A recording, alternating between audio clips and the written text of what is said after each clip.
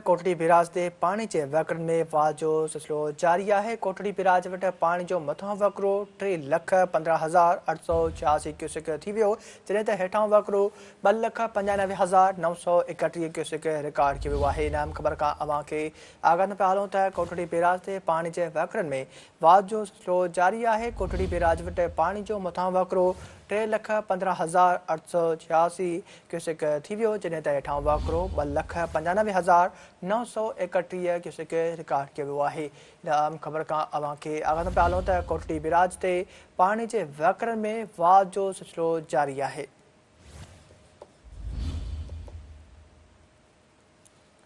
अवां के आगाह न पिया हलूं त कोटड़ी बैराज वटि पानी जो मथां वकरो 3,15,886 क्यूसेक थी वियो, जॾहिं त हेठां वकरो 2,95,931 क्यूसेक रिकॉर्ड किया है।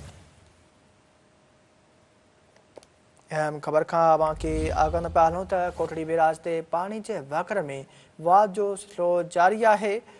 कोटड़ी बैराज वट पानी जो मथां वकरो 3,15,886 क्यूसेक थी वियो, जॾहिं त हेठां वकरो 2,95,931 क्यूसेक रिकॉर्ड किया है।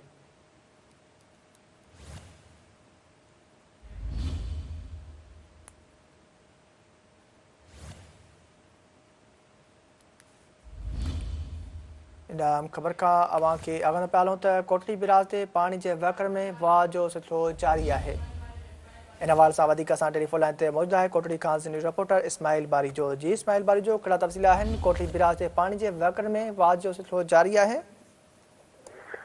जी बिल्कुल, तव्हां ॿुधाईंदा हलूं त सिंधु दरिया में कोटड़ी बैराज ते पानी के वकड़ में मुसलसल चाढ़ जो सिलसिलो जारी है।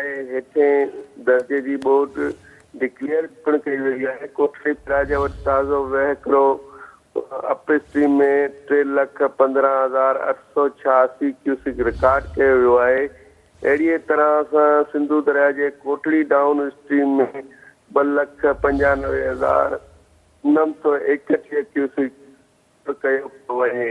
जी।